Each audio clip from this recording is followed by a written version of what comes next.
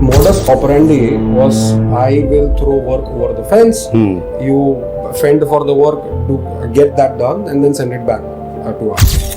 Past times when you were as an employee, now you have founded a company and you have seen the both side of it, right? So how do you think this newer technology and adoptions of newer technology is going to impact the market? I would say that AI is the only startup that is growing faster than anything else that is ever coming. Right? For us, every logo matters. Right?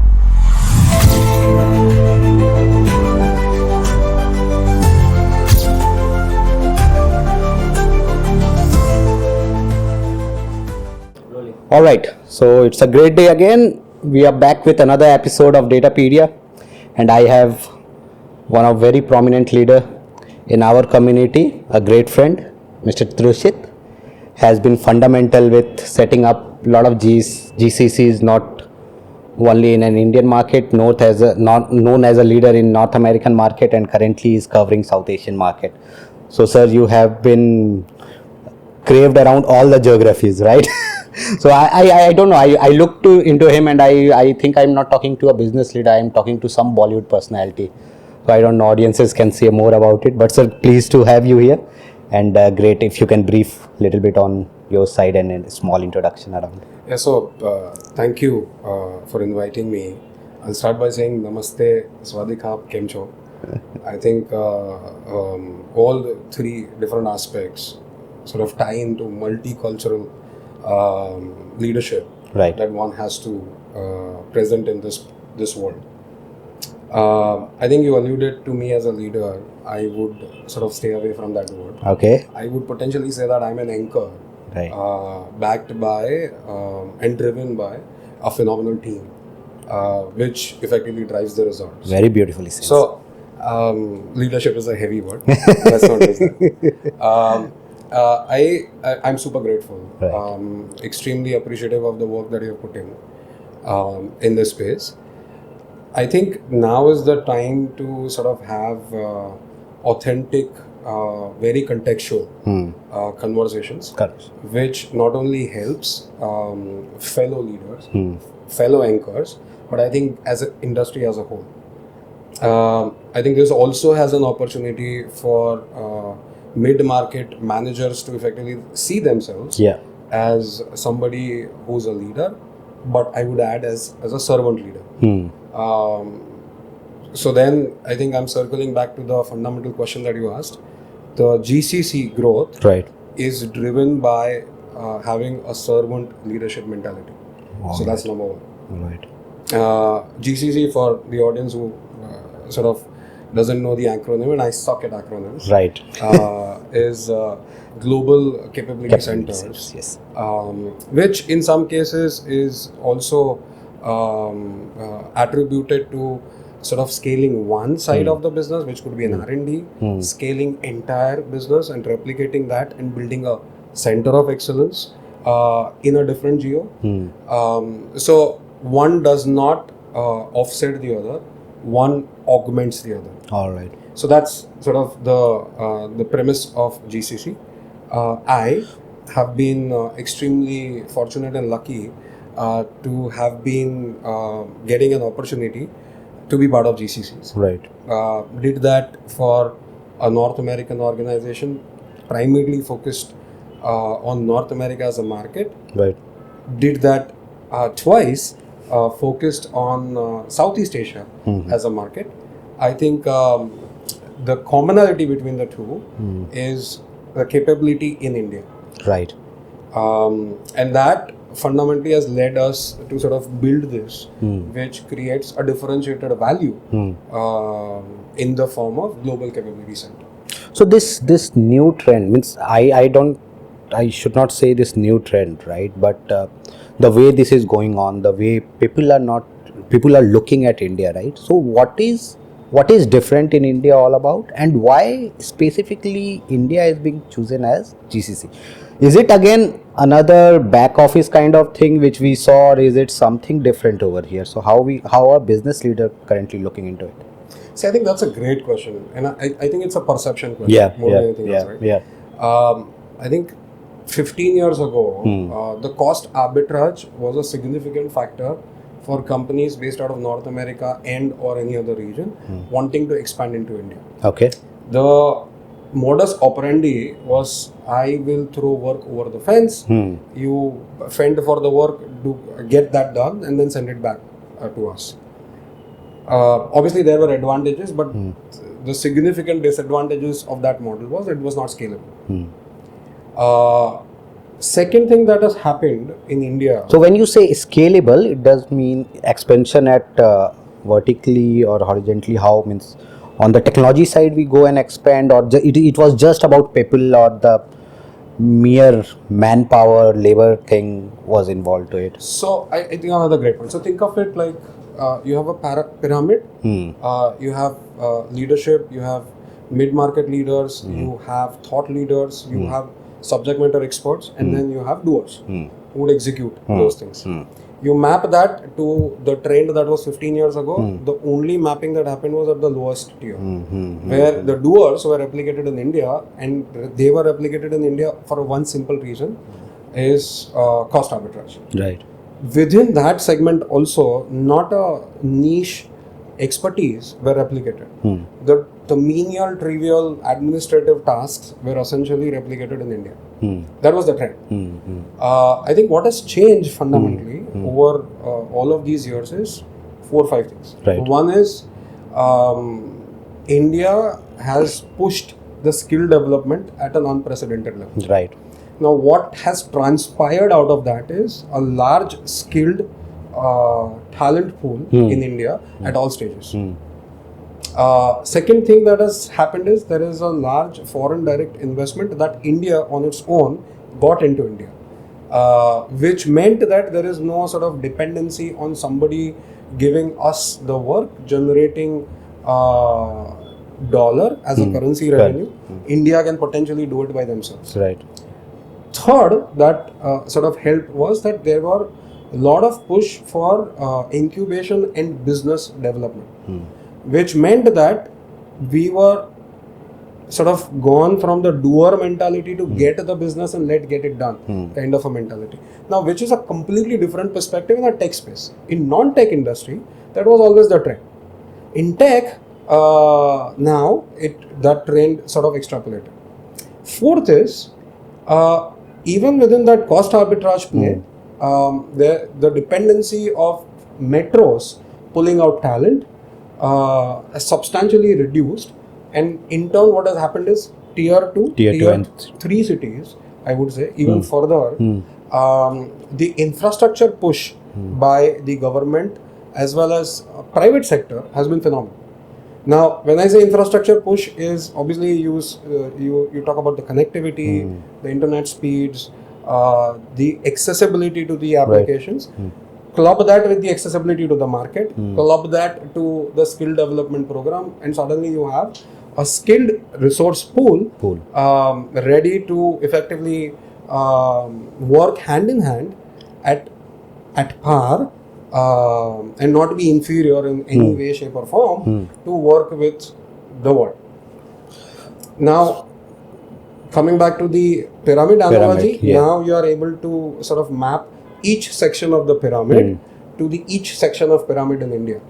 So the GCC concept has now transpired into being an offshore model to something which actually generates value for the organization, and hence the word global capability center. So few years back we were all focused too much on startup.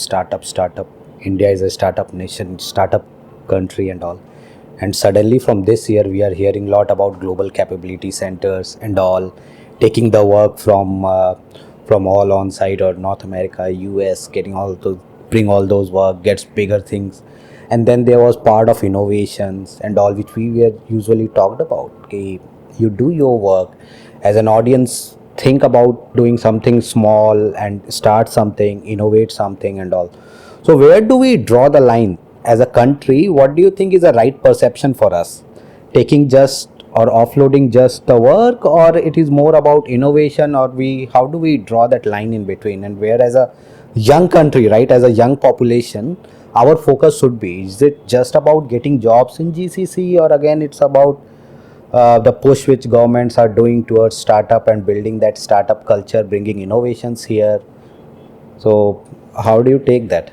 See, I think I would sort of term it as let's not even draw the line, let's draw a circle. Right? I mean, I think I would say that I think let's do all.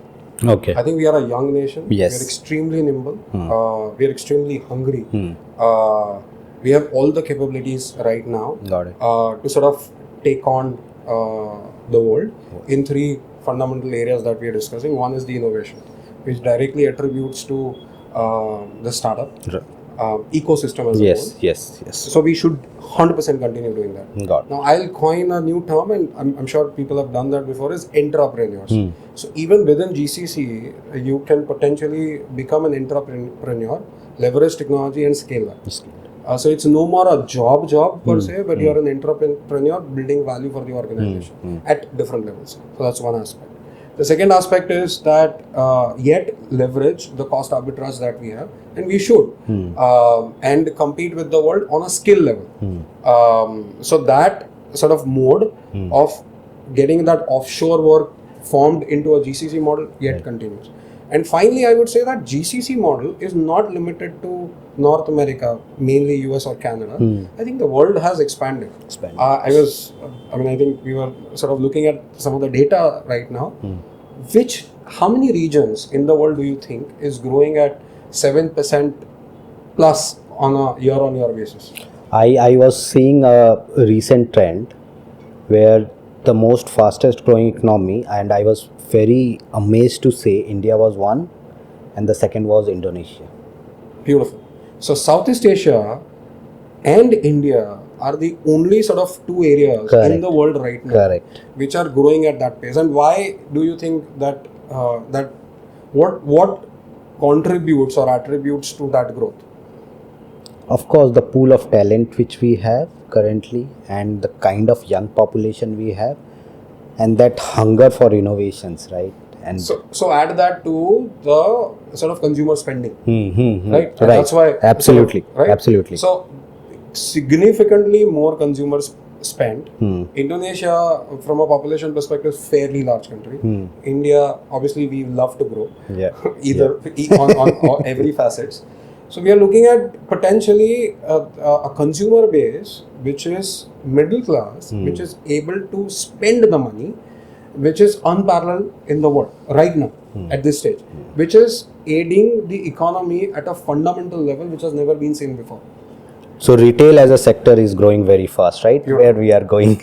Beautiful. And I think the consumptions in retail is growing because of this middle income group is able to now spend, right? That's the growing or addition of the pool which is being adding to the economies, right? Which is happening. And I know you have been working specifically with the retail sector very closely around, and I personally, and I think everyone will correlate to it, that it's absolutely true and it's absolutely the right idea. Now that's very beautifully said. Now we will I know we both come from a domain, right, which is very common to we both of us. We very generally have touch base with data and AI specifically, right, and you are working very predominantly in that area. So how do you see this technological shift is happening, right, at certain level, at past times when you were as an employee, now you have founded a company and you have seen the both side of it, right? So how do you think this newer technology and adoptions of newer technology is going to impact the market? I think I did a post probably a year ago when sort of advent of AI was just in, and there was a lot of chatter about the AI would take over our jobs. So I think that time I did a post and I said that this augments to what you're doing, not replaces. And then the moment you start thinking from that perspective, suddenly you get into the mindset of a new transformative business models, not just menial tasks which are being expedited. So I'll give you an example. So initial days, people used to talk about chatbots. Yeah, right. And then chatbots were very sort of workflow driven. where you ask a question, you add an NLP to it, and then they'll respond. They'll respond. And you think that this is human responding, it will replace somebody. To a point where now we are getting into a space where the agentic bots are essentially looking to change the business model per se, which adds to or augments to an existing models that the way we used to do business. The classic example is obviously BFSI and retail, where there is massive inroad for agentic bots. And see, the technology, the way I see it is that what is the outcome of it? What does it actually do? I mean, Is it adding a value or not? It is just people are spending because some jargons has come in and everyone started jumping in it. Is it a FOMO? The new word, I'm an old guy, but Right. the word that I learned. Or is it truly making a difference? So I'll take an example. I mean, I think eKYC for loan processing used to take 3 days. 3 days, yes. By human. Obviously using a software, so we can't call it a manual work, it's a digital work. Now that with an agentic bot would be able to do it in 20 minutes. Obviously a human would be required to sort of verify it and all of those nicer things. But what is the outcome? The outcome is that a person who is actually requesting for a loan gets the money 3 days before. Now we extrapolate that into an industry, it is such a massive productivity. You are able to solve, you are able to give the ROI, and you are able to use yourself for larger benefit to solve more cases and all. That's a very good way of thinking around it, that it adds up to the productivity. Rather than just getting your job, it does not get job, it helps you to do it more effectively out. So I'll add one more flavor to it. See, one is that the way AI has been looked today, I mean, I think not a year before, is from a productivity gain standpoint, there's a significant upside with sort of quantifiable ROI. So it's a no-brainer investment into that technology. The other side is, does it actually augment the revenue? See, because we have been very, very transactional till this point. If we use AI to the benefit of generating an additional revenue stream for the business, that's an even bigger game changer for the industry. And I've seen multiple cases already being in place at this point of time. I'll give you examples of both. Okay. One example, since we are in a studio, I'll try to take an example of where this is being sort of offsetting and changing the model. AI photo shoot has been making inroads since last 6 to 8 months, and people are sort of honing their language models and all of those nice things around it. I think the technology has reached to a point whereby you necessarily do not need a model, you do not need logistics, you do not necessarily have to sort of wait for all of that to happen to take a picture and then eventually put that onto e-commerce platform. This has transformed a true value, which is time to market. The time to market for a product or a SKU data, which was 4 days as an example, a best case scenario, is now 20 minutes. Now, when it reaches to 20 minutes, you have an opportunity to sell that product for 4 more days. Absolutely. Than before, which is a massive game changer for the industry, where the whole game is based on how fast can you dish out the product content onto your digital sort of space. So I was part of some of the product information management implementation, right? So one of their prime use cases used to be ready to shelf. So they wanted to put certain things on the shelf, but how ready it is to be there and how faster it is to be there and how you are helping it to sell out faster, right? That was one of the major use cases. Now with AI coming into picture, you are doing these things a lot faster. You are bringing more products on the shelf now, which will help you grow also. So that's how this industry is changing. I absolutely align with your idea. Now one challenge which now I see should be a growing concern or will add to a growing concern is just, ऐसे सोच रहा था मैं एक दिन बैठ के कि we invented oil, right? When we invented oil, we consumed it and all, and suddenly it started polluting the world. It came about, now we started talking about sustainability, ESG karo, add carbon points and all that. So It was never thought that we will come to at this stage when we have taken a step at that point, not thought how we are going to control it, and we came to the day today where we are asking industry or penalizing industry to control it. We talked about data, right? The data revaluation and all, which is still growing, but now the compliances part of it has geared up. Every country is very serious about it. Started with GDPR always, right? Then US have their own laws. India now came with their digital protection law, and then I think Southeast also will have something, right? And Middle East also is very much booming and taking control of it.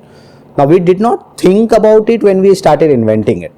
Now AI is the time, this is the time where it is going, models are being created and everything, left, right, center, everyone is doing POC. So how do you take it? Grows to a certain level, agentic grows to that level, and then you bring compliances, bring all those churn amount of spend, or is it the right time we should also talk about AI compliances, solving through governance, AI governance, and all those parts, specifically in retail industry, right? How is it going to impact? So I'll tell you a funny story. So we hosted a roundtable with the who's who in the retail space in Southeast Asia. We've done that before in North America also. And I think the conversation was towards that, are you ready for AI? Right? I think the way I see it is that response is that you and I are ready. The board of those retail organization is ready. The CXOs are ready. The infrastructure is ready. But guess what? Who's not ready? Data. That's it. Now, if the data is not ready, the statement is extremely deep. Yeah. And that sort of made us think during that roundtable where we said data is not ready in terms of multiple facets. The first facet is data ready to be fueling the AI models? That's a very tactical sort of first step because that drives everything. And people make the mistake of, because AI is the new buzzword, let's do AI, but their data is effectively all over the place. So you have data engineering services and governance models around it to sort of make that in place. Second facet of that is, are we really taking care of the data from a compliance perspective? Is that data ready for future? Future, yes, right? And that sort of led to a conversation where is there like a centralized policy global towards data? And I'm not talking about the tactical governance mechanism. Because in retail, I see a lot of customer data also gets acquired, right? Which is very personal to a person, and can be misused at very large scale. I guess we do talk about financial institution and all this, but I think retail is, as a sector, also has a very lot of PII data which is there. So massive impact. Massive impact. Massive impact. So I think one of the things that is happening in Southeast Asia is, I'll give you anecdotal numbers here. The retail industry at this point of time, the total TAM in Southeast Asia is close to $120 billion. Thailand effectively contributes $19 billion. The sector is growing at 15% CAGR, which is unprecedented, right? Yes. But it is projected to be $200 billion by 2030. Now, the moment you hear those numbers, there is enough and more data that is also growing, ballooning behind effectively that growth.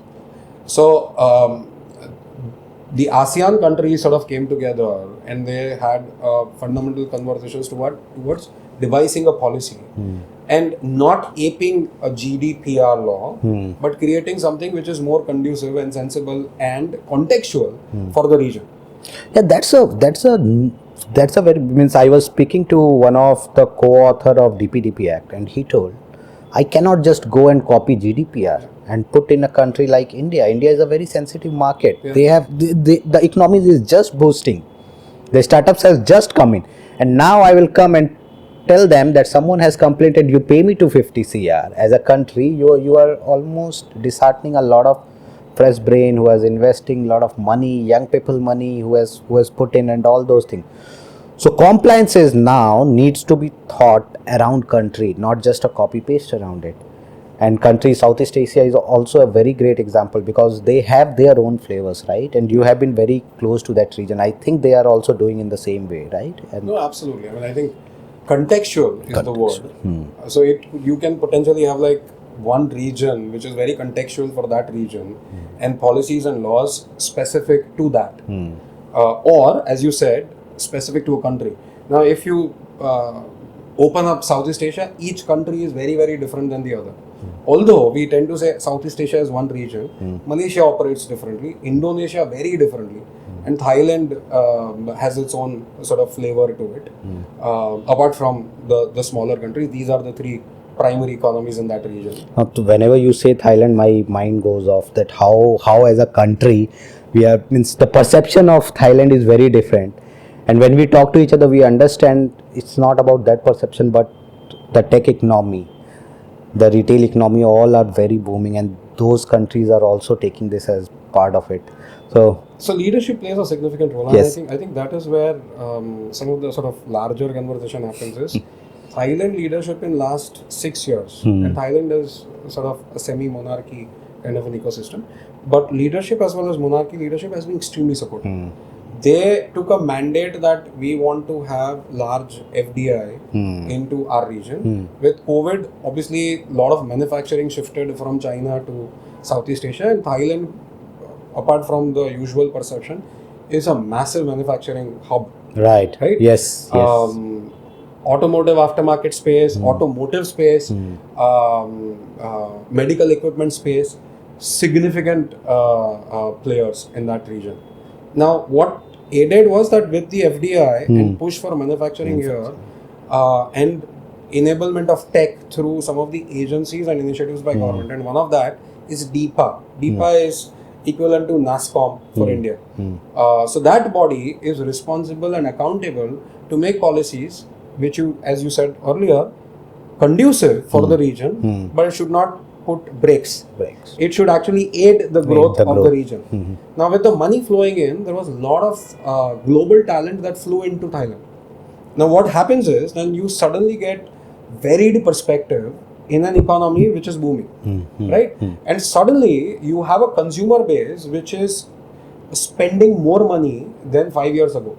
Right. Typically, one Thai consumer over the age of 18 would spend money once a week on an e-commerce platform, now, which is unprecedented. If you extrapolate that from a sheer number perspective, the volume is boggling. Yes. It's like this, right? I mean, I think I was talking to somebody that they say that India is a large market. Sure, it's a large market. How much of that is an actual TAM?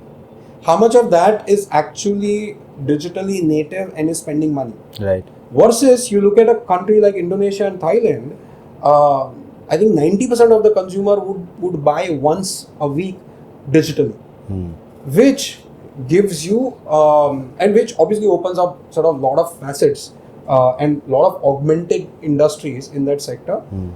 AI is sort of tying all of that Right. At this point of time, backed by data, obviously. So very tech driven, right? Very tech driven. Yeah, that's great thing. Means you do not, we think about these countries as very conventional, but they do not understand these are very tech driven countries. They are not pure about brick and mortars, right? They are very tech driven. So how is this space growing over there with AI space coming and all, and how in that country it is adding up to the retail sector specifically? It is just about a concept, or it is really solving the problem, and what it is more about, structured data, unstructured, what is the country more about? If you have been very closely working with this country, and you have worked in a mature countries also, right? A very mature economy. Right. So where do you say it's shaping up? Sure. I think the advantages of sort of working in a growing economy is that you can potentially contribute towards the areas of policy and growth. The advantage of working in a matured economy is that you learn a lot in terms of the sort of mechanics of how this needs to be operated. God has been kind. I've been fortunate to sort of work in both those sectors. Two areas I would say, and I would specifically give you with an example, Right. so that I mean, I think we can further the conversation. While and AI is, there has been a sudden surge. It's the, I would say that AI is the only startup that is growing faster than anything else that has ever come in, right? Till today. Absolutely. So something that you see last month is now transformed this month. Transform. The use cases have been very, very real and very, very practical. First use case is in the healthcare space. Thailand is a hub for medical tourism. Now, a lot of people come to Thailand to get their medical treatments done at a structured cost, so on and so forth. There are local ways to engage in that particular market. Point in case, in India, everybody uses WhatsApp as a messenger app. In Thailand, everybody uses Line, Line, as a messenger app. The typical modus operandi is that I, as a consumer of healthcare services, would reach out to healthcare institutions or clinics through my app. Okay. A Line app. Okay. I will send out a message. I would expect a response on that. The challenge is that the traditional model is that at a hospital or a clinic, there is an army of people who are responding to those messages. Yes. You can have a ticketing system, you can have great software, which is just operational software. The moment the size or the count of the queries increase, it's impossible to manage, right? Right? You have to everyone cannot do that same job, reply to each message. Beautiful. Right? That is where a very specific use case of AI has come in, where you train the model in a way, the very contextual, like you, your hospital, your clinic, your services, and that takes care of the menial ask of responding to first level queries. That takes care of the task of scheduling appointments with the respective doctors by checking their sort of calendars and integrating with their respective HIS and CRM applications. Absolutely. It also goes a step further, whereby it would engage in a conversation leading to sharing of data, multimedia data, so images, videos, so on and so forth, and then you suddenly get into a DMS play. Now what has happened is that as a consumer, I'm getting a response on an immediate basis, which is very, very informed contextual conversation, which is resulting in an action, which is what I want. So what I want is, I'm sending you pictures, can you tell me how would this be treated, and can you schedule a call or an appointment with a doctor? That you don't need a human to do that. Now you see the advantage side of it. One is that you suddenly have massive operational efficiency. Second is you have phenomenal customer delight, resulting in a stickiness, customer loyalty, and an additional revenue play to healthcare organizations. So I think a great use case of AI and addition and adoption of AI is because it is bringing the businesses of the enterprise closer to technology, right? Before what used to happen, every enterprise, right, they used to have a business function which used to give business requirement. Now there used to be an IT team of the same enterprise who used to consume that requirement, frame that out into a technical perspective, and then there used to be the vendors, the GSIs, all talking to this IT does not get to know the perspective of this business and solving the problem. Now this to and fro was consuming a lot of time. Now when you bring AI into picture, and now the business of that part, who may be a guy from IIT also done an IIM, understand the jargons of both the thing, and is able to go chat and get all those details directly from different applications, right? Does not need a IT guy to help him write a query, write a procedure and get that result, but rather than just doing a natural language and getting all the results, right? So that's where I think the money is flowing, and that's where they are seeing that outcome, right? We heard lot about big data, but the boom does not happen, the adoption does not happen. But I think now AI will be adopted because business will start using it. They can see that we can do this. And that's where I specifically think that we as a company always have a potential now to get into customers directly, talk to businesses directly, and bring those use cases nearer to them, rather than going a traditional operandi of talking to ITs, talking technology terms, rather being more of a business consultant solving technical problem. I think could not have agreed more. I think 2-3 points that I would sort of mention here is that imagine a traditional PIM, since we Yeah, talked yeah, about our PIM. space. Traditional PIM implementation cycle was effectively 6 months. Yeah. From tailoring guide, requirement gathering, to actual implementation, so on and so forth. Now, imagine the impact of 6 months delay in time to market for my SKU. Imagine an opportunity where if I can expedite that entire play into few weeks. Tremendous. Tremendous, right? Tremendous upside. Now, what led to that? We are talking about what is the business value. I think world always spoke about what is business, what is the value. Typically, it boils down to you making sure that you either you make more money or you save money, and at the same time making sure that your customers are delighted. That's the very definition of business. It's not about, oh, by the way, I've implemented a phenomenal PIN for you. So what? Right? I think with the advent of AI, what has come back to is that let's have a conversation whether are we making money, are we saving money by optimizing it, and can technology aid all of that rather Yes. than just being a fluff and a cloud play to a reality which AI is actually giving you. And hence the conversation, right? I mean, is there an ROI? So the need of adopting a technology is directly predicated to business benefiting out of it. And that's where I think some of the role conversation that you spoke about, 100% agree is that used to be a CTO role, right? Right. There used to be a CDO role. Now CTO used to manage your internal infrastructure, Correct. cables and Correct. servers and so on and Correct. so forth. You don't need that. Not that. Right? So the role is redundant. Doesn't mean that the CTO is redundant. No. What it means is that CTO needs to sort of do multiple hats now. A CDO, and there I would say that a CBO also, Chief Business Officer also. Because now your business is to save money for the organization and providing the best sort of path for your organization internally. Hence, you are wearing a multiple hat. Right. And CDO is also playing a very important role, because what usually simple PIM implementation, right? We go to enterprise, or we go to a big chain in Australia. Let's go and talk about it. Okay, what you have to do, we have to master the data. Okay, whom we have to speak? So there are 5-6 sources, right? Data is scattered. Now where do I go and talk? Who is the centralized person whom I should talk to know? Because their sources also does not know what kind of data they have. That view was completely missing.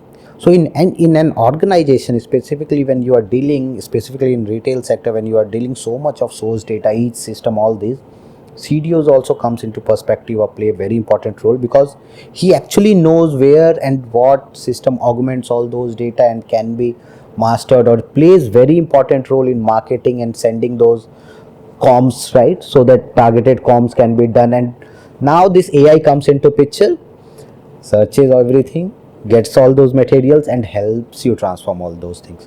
So CDOs now has become, rather than being a traditional CTOs and CMOs, right? Those roles are being transforming into this. So I guess that's a very, very true point which you have brought in. So very insightful. I think that also adds. Sorry, that also adds one significant factor. Is that the traditional way of selling enterprise applications has actually gone upside down. Okay. And what I mean by that is that I think we going to a customer and saying that we will come and implement PIM is no more an enticing sort of value proposition. What is enticing is that we will come in and we will take care of your digital transformation journey with data which gives you ABC as outcome. What it does is that you suddenly get into a play of working with data itself, and that's where who's the Spock, single point of contact that you need to reach out to sort of have that structured, unstructured data, create a data lake, put some sort of analytics into it, ingest that data. And by the way, to ingest that data, we need a PIM. So PIM is not the primary play to sort of, okay, give me PIM. This route gets data into PIM, but the outcome is, can PIM syndicate that data to the retail channels that I'm using at this point of time, at the speed and at the scale that benefits me. No, almost real time, right? Now I don't think it's a world where you can do batch and all those things overnight. Data will sync and all. People every day needs transformation. Every minute they need transformation. Even in website, I need to refresh it every minute to see the latest news. Right? I am bored with the next. Give me the latest news. So, yeah, the real time thing of it and bringing things faster. So, एक और चीज़ था I was thinking of talking to you, right? So we both sit in a space. I know you come from your background specifically has been with larger organization, right? And currently we are sitting where we have seen that larger world, but now a specified world specifically with boutique, because there was always GSIs, right? And there was a world where we worked with GSIs and we have seen the framework, how the operandi was, right? So we were trained at certain technology. The project was there. We will just picked up. It doesn't matter whatever you were trained. You will thrown to a project. You add value, don't add value, does not matter. You have a billing. You are running your EBUs and all what they used to call, and like how the market has. Now with you into picture, sir, in the market currently, and we as an organization also focused very nichely into a specified domain. Let's say we are solving data and AI problem, and we are solving it through we have specialized through a perfect tool. We have found out a tool that okay, we'll pick this up because this is my where I can really go and solve the problem. And we also have other tools in the market which I personally cannot train and I cannot give that quality, so I augment with you and give the same amount of benefit if that tool is being used, right? And that's how we as a boutique firms have that partner ecosystem which we have created, rather than a GSI format which just picks up. Rather than we are a boutique firm, we know we do very good with Informatica, and I have that capability to bring 100 Informatica resource in my capability center and bring all those values, rather than being in GSI where you train them on a Java, just put them into, ask them to learn the tool and do things and all. So where do you think currently we are sitting and how the world is looking to us? You have transformed to all countries now, so कैसा लगता है where we are going? We are doing things right. We are just fearful around how this space is gonna be. So first I would say you guys are doing phenomenal. I mean, I think you have set standard to be an inspiration to many young entrepreneurs as well as many boutique firms or aspiring to be a boutique firm. Coming from you as a leader, sir, is serious, great. man. No, I would means say that's a great compliment we can get. You have very strong leadership and a phenomenally strong team. Thank you. So let me take the conversation from there itself. What does that mean? It means a great set of people coming together to solve a customer problem. You compare that to a GSI. What is the value proposition? I'm an IT service company. So I think the fundamental difference between while as a consumer I'm going out to purchase or partner, one is saying that I am able to solve your problem, which I, by the way, understand your problems, which maps to my real problems. And then I'm dealing with another set of people who are saying that, yeah, we do IT services. What are the chances? What are the odds of who's being picked, right? So that's one aspect. The second aspect is that the boutique firms have very, very deep expertise into a domain, which is very, very transformative. To get an expertise into a domain requires a differentiated experience and exposure in that domain. You can't read about the domain and have an expertise about the domain, right? Correct. So you should have effectively worked there, had exposure in multiple geos, but you specialize in that domain. What it does is you speak the business language. Yet you are an IT company, you speak the business language. I follow Aqua Orange and I have seen specifically with retail domain, right? They are doing phenomenal. You guys are doing just awesome work. I get to learn lot of jargons, lot of things happening in what is happening near through your channel or through your podcast and all. So that specificalization of the space is just not about publishing something picking up somewhere and but going deep around that vertical and bringing all those sectors together, right? It's so that's where I see great job you are doing so for that particular domain. And yeah, so that's where we wanted to collaborate from each these partner, right? And see how we can add value to a specific set so that customer actually gets benefited of it. It is just not about IT augmentation we are doing. I first of all, I'm really appreciative of you saying that, and truly humbled. Yeah. I think from a niche space perspective, I'll just add one more aspect to what is the difference in the boutique organization and why boutique consultancy firms. Yeah. I would also use the word consultancy because you consult the customer to solve the problem. Yes. And not very tactical, very operational thing. Is that the folks here actually treat customer as people. You would sit down and have a tea, bubble tea, green tea, whatever works for you. Maybe have a samosa, which I like, and then sort of have a conversation where the customer does not get intimidated. The customer sees value in you through your domain expertise, and obviously your partnership with the product plays a significant role because now, by the way, this is the product that does everything that I'm committing and more, right? Now, which ticks sort of all the checkpoints from a customer perspective, and then you have an ability to forge a long-term relationship as a partner to the customer and not as a vendor. Earlier, it used to be, yeah, I'm a product company, I'll bring you into an implementation, mostly for a smaller companies like us, in a situation where shit has hit the fan, and you can probably edit. No, for us every logo for us every logo matters, right? It is just not an addition of one other logo which an GSI adds, for which where we work, every logo we work, we want to be there, we want to be associated, and we want to learn also from them that how we are augmenting, how we are helping in solving their use cases.